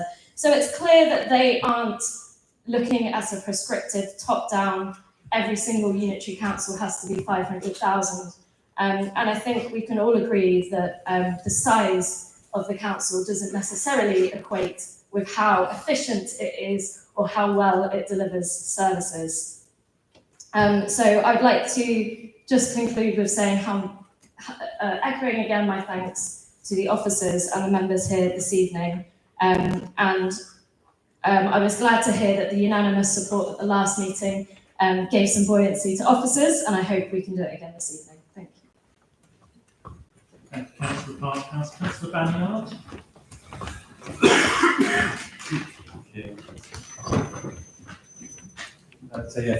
Thank you, Lord Mayor, thank you, Chief Executive, for completing this report in such a short amount of time.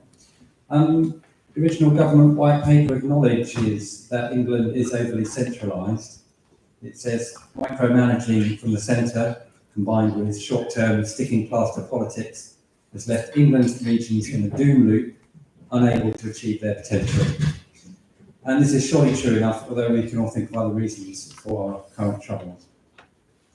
But we are in danger that this new reorganisation will merely shift power from Westminster to large, remote, unitary authorities that feel just as out of touch to our local communities. So I think subsidiarity must be at the heart of any reorganisation. And for those of us who haven't got a dictionary with them this evening, subsidiarity is the principle that decisions should be made at the most local level possible, only referring them to higher levels of government when necessary. A larger authority, Exeter, and its surrounding areas must not come at the expense of genuine local democracy and representation. While this proposal talks about engaging with existing town and parish councils, it lacks any concrete commitments to developing parish or community councils within our existing council boundary.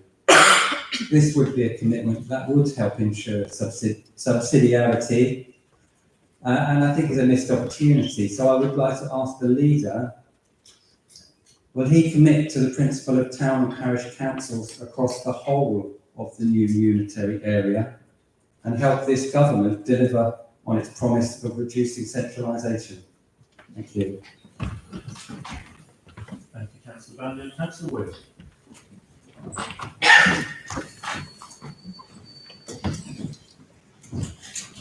Thank you, Lord Mayor.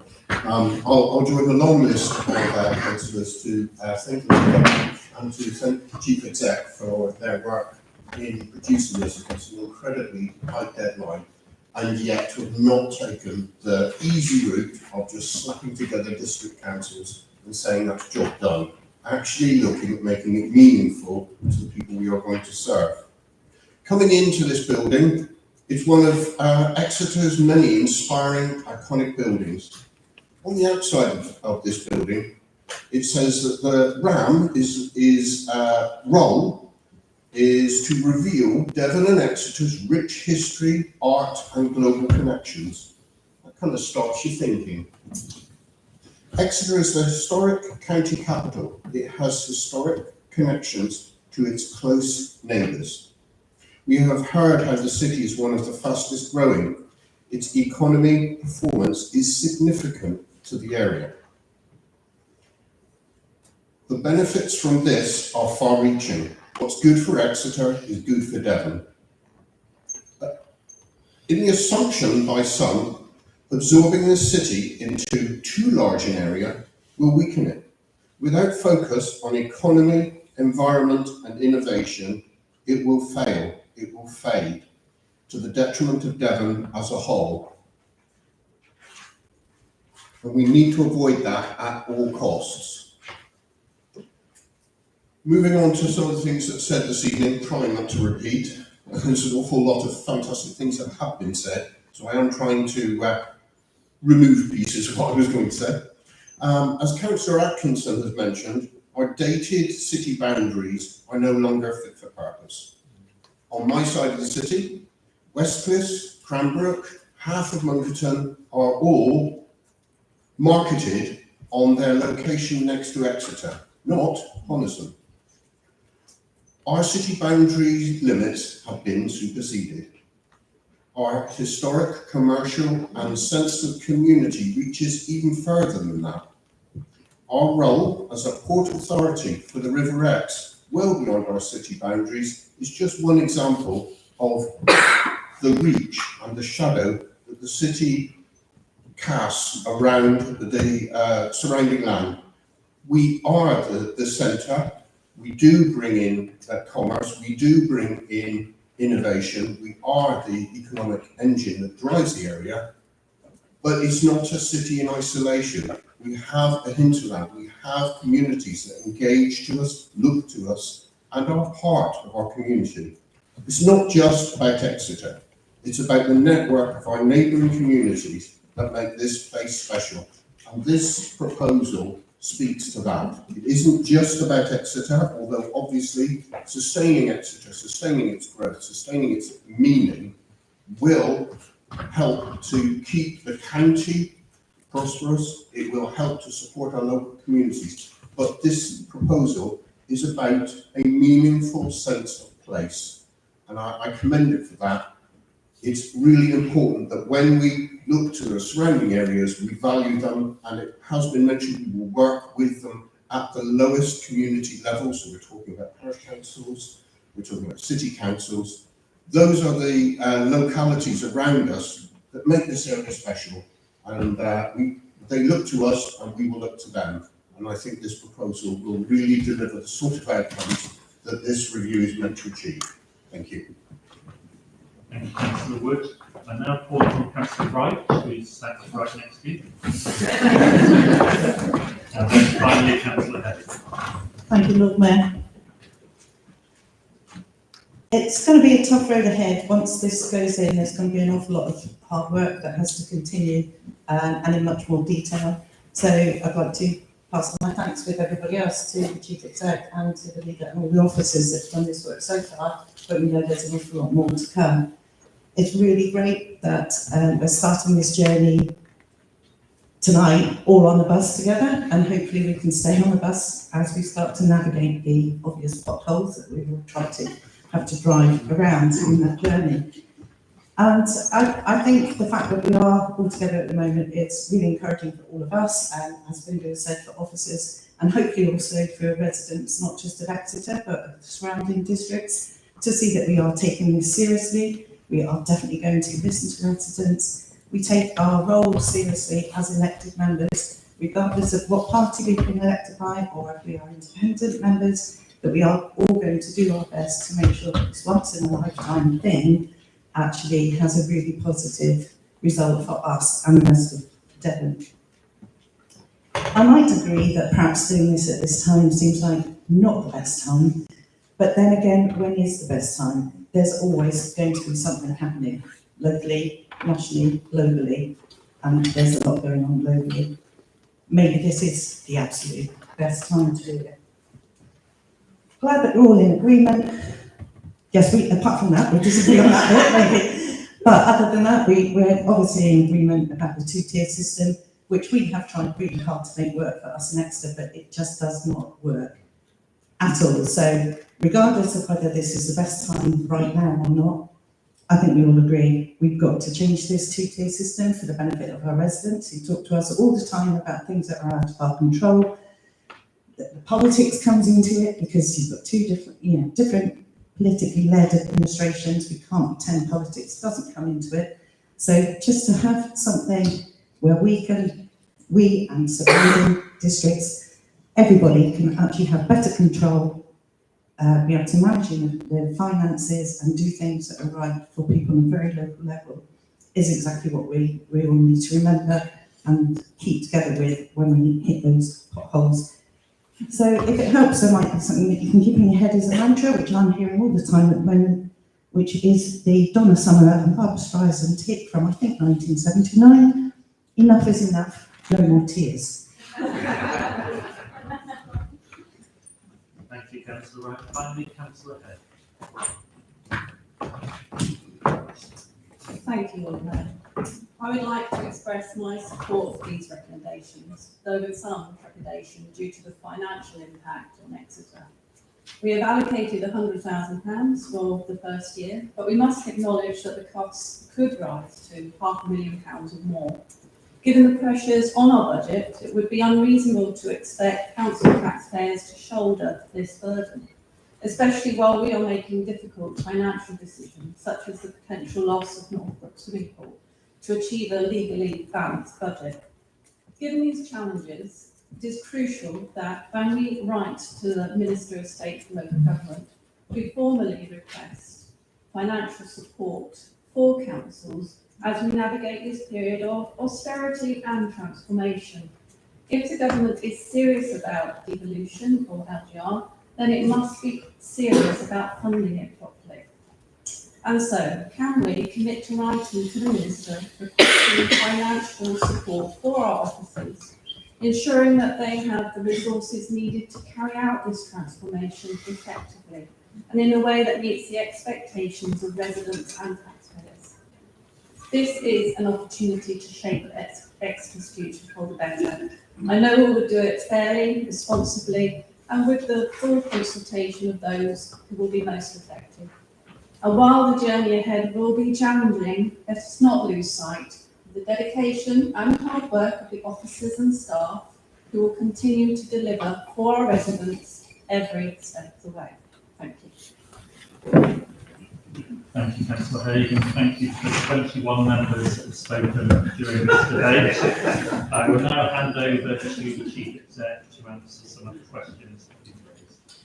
Thank you, Lord Mayor. I'm going to just remind us all of the questions, and I'll try to answer as many of them as I can, and I'm sure that the leader will elaborate on some of my answers or answer some of the questions that I don't feel able to answer. So firstly, we had a question from Councillor Hughes, which I believe was about understanding the relationship between the proposed new council and the Police and Crime Commissioner. So one of the things that I'll say, Councillor Hughes, is that the City Council already enjoys a very positive relationship with the Commissioner. The Commissioner is a member of the Exeter Partnership. The leader meets regularly with her. And also I know that Councillor Wright, as a council advocate, has a relationship in terms of the Police and Crime Commissioner. So I would only assume that the proposed new council, with responsibility for greater suite of services, including key ones like the safeguarding of children and vulnerable adults, will continue to have that close relationship. So I hope that answers the question.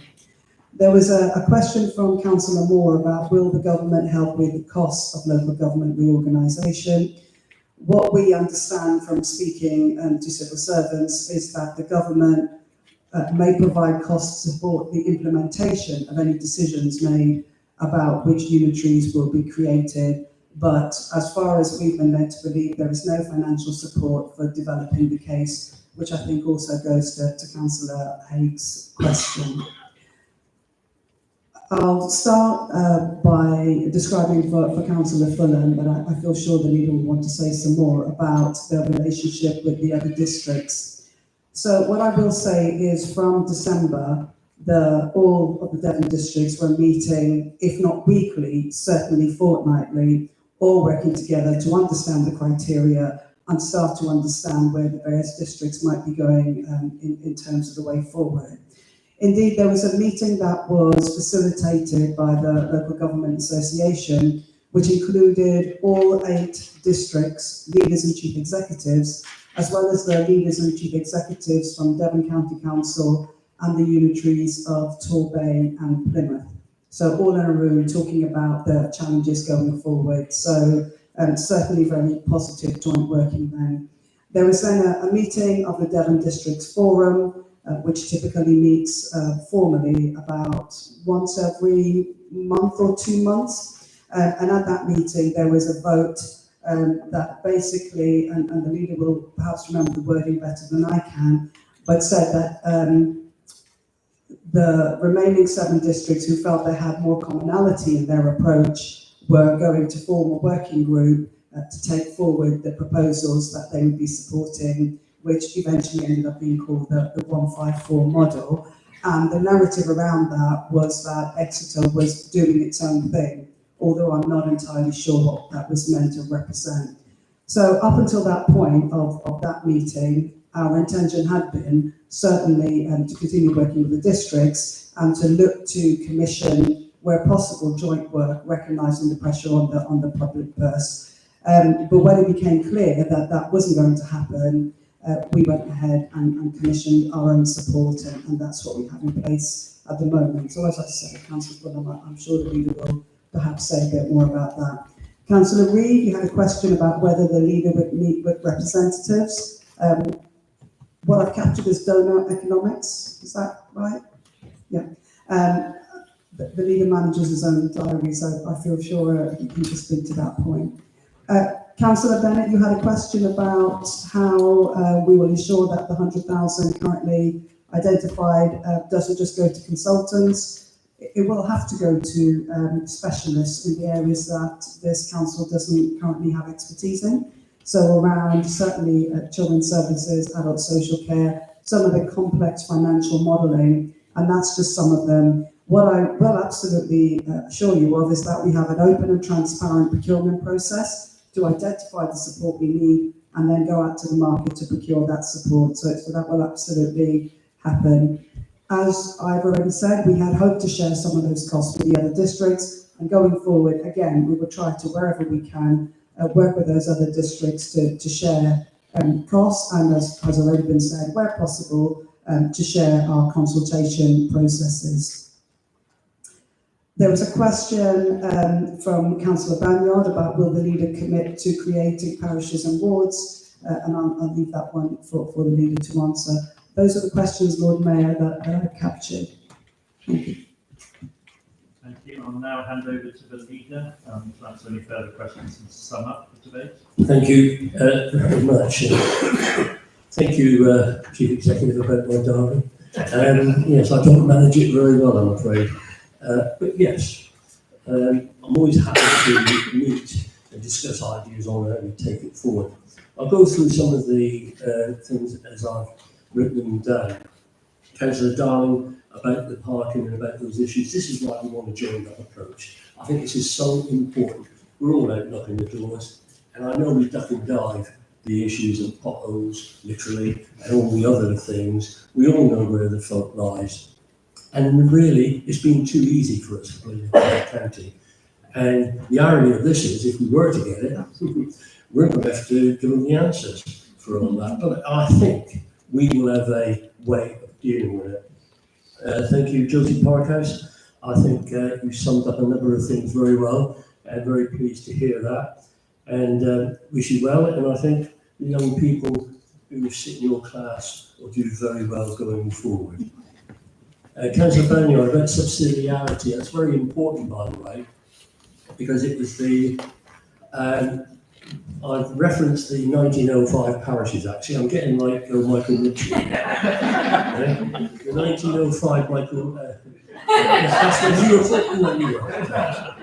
Parishes Act. And then, of course, we had the 1974 reorganisation. I'm not going to mention a certain name about that person.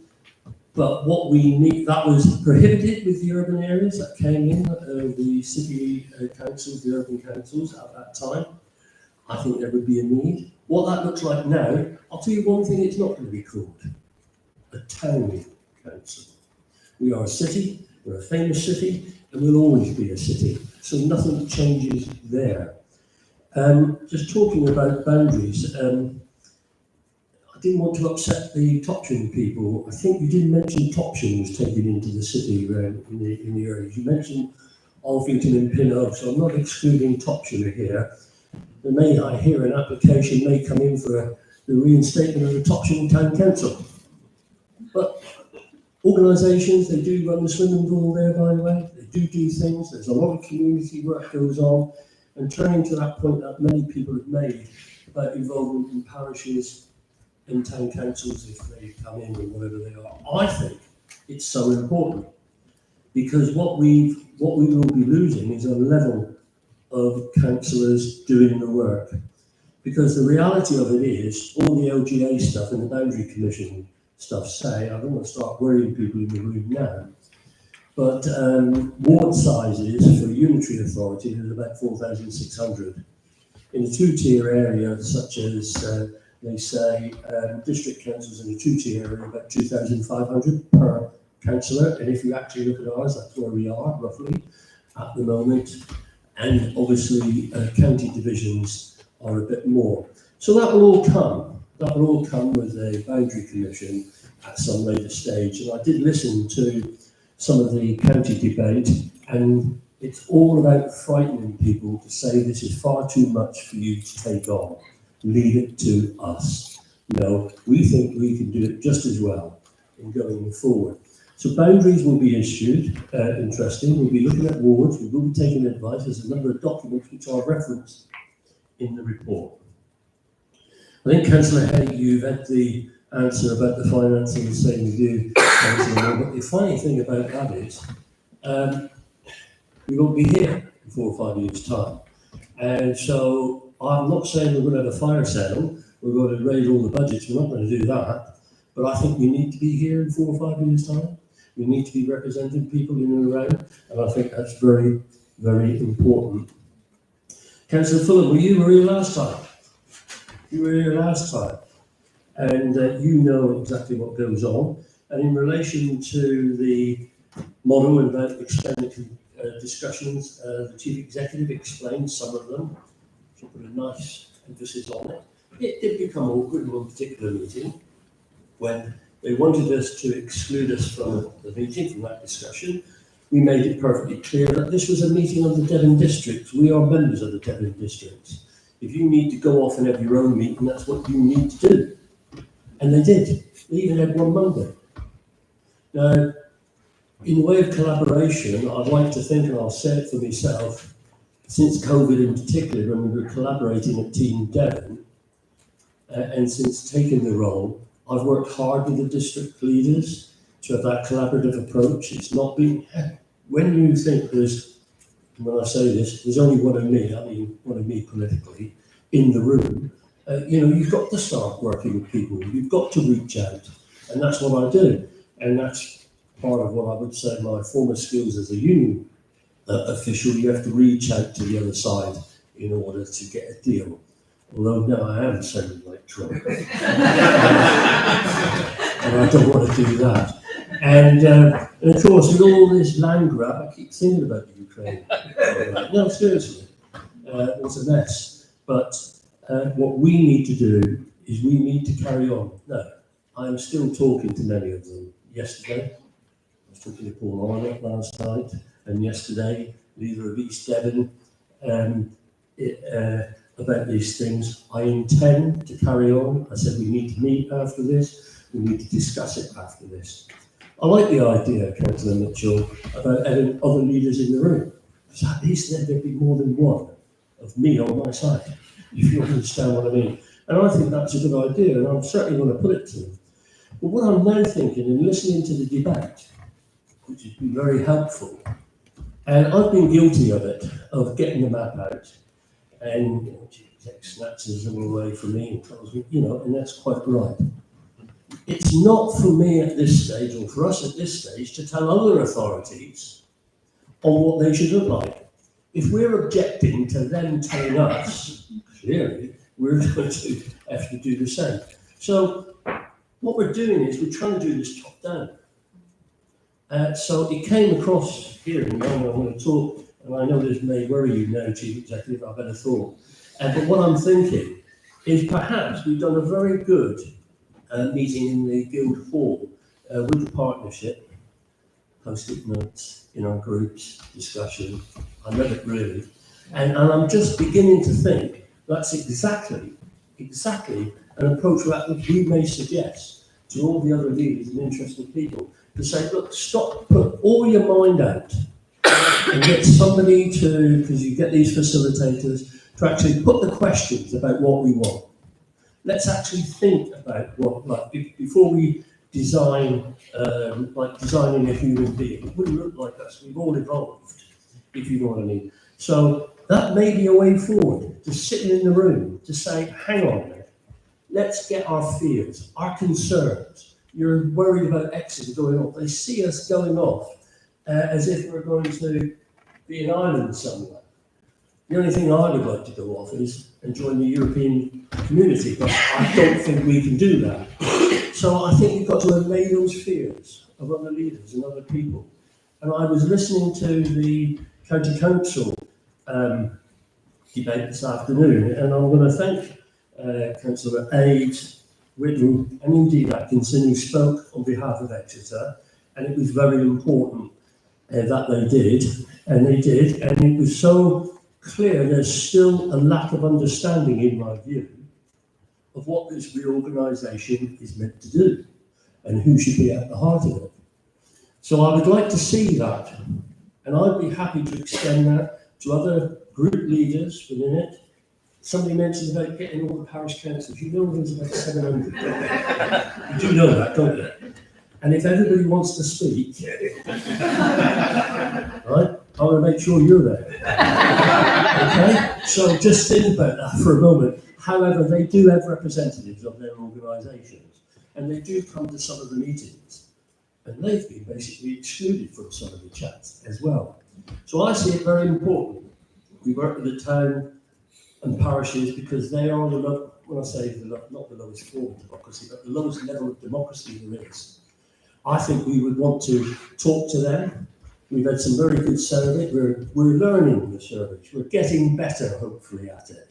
Okay, and we would want to engage those communities and ask communities to engage us to actually, what are their parishes about? How do they see themselves going forward? What would they like to do?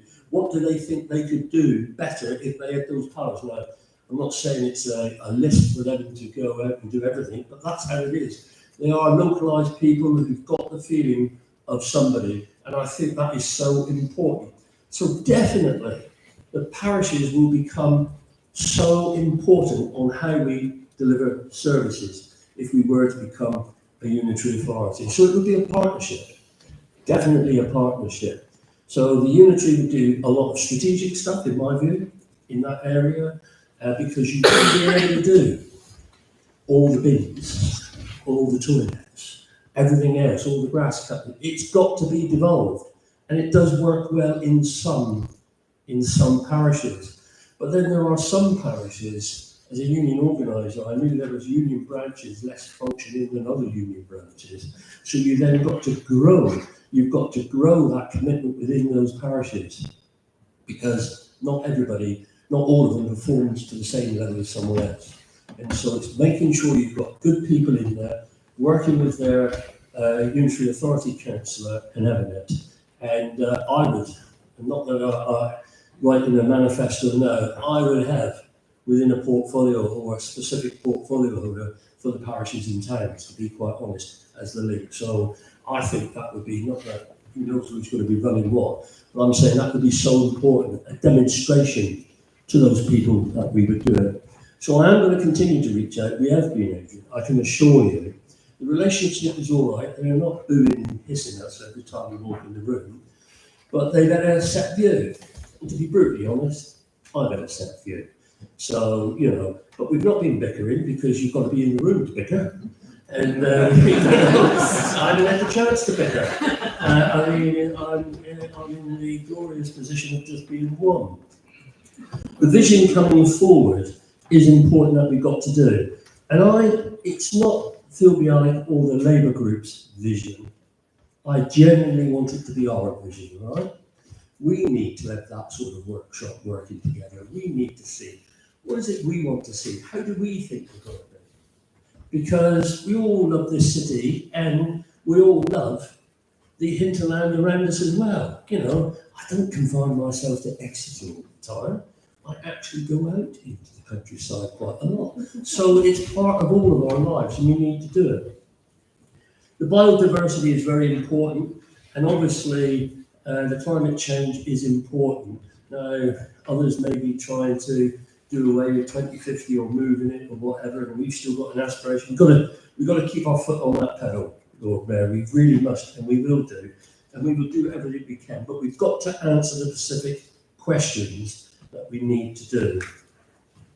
So the shared costs, as I say, you know, they're not going to share any costs with me at this moment in time, but I believe that we need to work together, Councillor Bennett, and I think we will if allowed to. Councillor Rollstone, you have to give me a picture of this bloke in Topsham so I can avoid him. I was going to come to Topsham. I used to live there. I've lived in many places. But as I said, it is part of the city and it's very important that we keep those connections. Tammy, you mentioned about number and bingo numbers and stuff like that. Well, that's exactly what the other districts are doing. 1, 4, 5, bingo. And that's what they're having. We need a positive outcome, and I'm going to carry on to do what we can. Tony Wardo, fantastic about the railways. You know, I mean, if we had a shared cabinet, you know, we know who we put in charge of the railways and that, wouldn't we? Right? And perhaps you may indulge me with the buses, I don't know. But it's very, very important. I've still got my licence, by the way. It's very important. But what it actually says to us, what it's saying is, we can actually be in the room and those things are being discussed and will eventually go up to the strategic mayor. But at least that strategic mayor will have the unitary authorities beneath him or her. And isn't that important that whoever is leading Exeter, who is ever representing Exeter, Exeter has that voice around the table. I think it's so important. People have mentioned the historic of Exeter, and I don't really think on our watch in this council we want to lose any of that. So I think, Anne, I would say thank you very much for your support. I know it's been difficult, and it's the same for you, Michael, within your group and party, that we know how the politics is. That's why it's nice to be a minority party in the county, you see. We can agree quicker. And I know there's a number of issues. And I want to personally thank you in this room for looking at Exeter, first and foremost, before party politics. And I genuinely believe all of us in this room are putting Exeter and the surrounding area before party politics. I genuinely believe it. So we've got our strengths. Yeah, a lot of stuff about austerity. I understand that. We will try to get as much money. We're always writing begging letters. We're always writing begging letters. I knew somebody who actually won 750,000 on the lottery. I said to him, what are you doing about the begging letters? And he said, I'm still writing them. But I couldn't resist that one. Sorry, stand up. It might be down. I have a few more. Many of them know, but, I think, Zoe, what you said is very important. And we need to reach out. We need to reach out. We've got to change the culture. We've got to change attitudes. People need to be heard. And this is where people not hearing other people build up their internal fears about that person or that group of people. And I think education, and we've got to do that. You've got the support in here. And we will do that, I can assure you. We want to reach out to all communities in all parts of Devon. Exeter is a welcoming city. We need to stay as a welcoming city. So, Lord Mayor, I'm going to conclude now and say I'm going to wake myself up from this dream whereby we're all agreeing with each other. Is it really happening? Well, I believe it is, and I think it's good. It's good for the old pheromones inside. We're all feeling good, aren't we? Somewhere in the moment, we all feel good. And we can have a know about things later on. But today, it's important. And the other thing that I am doing is giving the chief executive and her team time off from talking about local government reorganisation for the next fortnight. Because I know if Dave Hodgson here, he would have liked it, because if we had a pound in a tin in the council offices for every time somebody said devolution or LGR, we would not have a budget deficit. Okay? So perhaps we ought to put a tax on anybody. And perhaps, Lord Mayor, if I say it too much, I will make a donation to your charity this year in the next fortnight. So look, everybody, thanks for your contributions. It's been really nice. I can assure you of all what you've said of how you want to engage with other people, and particularly, you know, I am a fan of workshops, as everybody knows. I really do believe that's what we've got to do. Stop talking at each other at the meetings I go to, because that's what we've been doing. And I'll say it, I've been doing that, and sort of get back from that and say, come on, let's sit down, get the flip charts out, get the post-it notes out. What are the issues that we feel that we have?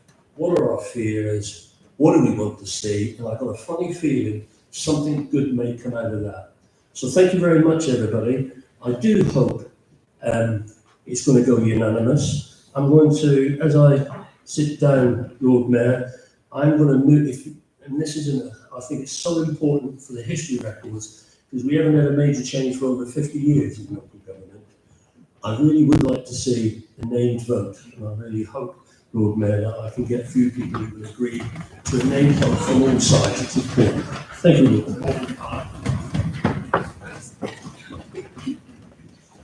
Thank you very much, Leader. A named vote has been called for and all provided members have stood, so we will have a named roll call. In a second, I'll hand over to Mark, because we're in a slightly different venue with the microphone. What I'm going to propose is, instead of a alphabetical order named vote, Mark will go by seating order, so the microphone will be passed one by one and then around. So I'll now pass over to Mark. Thank you, Lord Mayor. Please could you state if you're for, against, or abstaining when I call your name? And I'm starting on the far left of the room with Councillor Miller Bowen. For. Councillor Matthew Williams. For. Councillor Snow. For. Councillor Begley. For. Councillor Hussain. For. Councillor Patrick. For. Councillor Darling. For. Councillor Ralston. For. Councillor Harding. Oh, this one. For. Councillor Atkinson. For. Councillor Parkhouse. For. Councillor Wardle. For. Councillor Basham. For. Councillor Bizarre. For. Councillor Wood. For. Councillor Wright. For. Councillor Bayard. For. Councillor Moore. For. Councillor Mitchell. For. you just now. So I'm just going into slightly out of order. So Councillor Fulham, 4. Councillor Rees, 4. Councillor Banyard, 4. Councillor Palmer, I'll give you a 100% full. Councillor Bennett, 4. Councillor Hughes, 4. Councillor Hay, 4. Councillor Holland, 4. Councillor Johnson, 4. Councillor Knott, 4. and Councillor Lord Mayor. 4.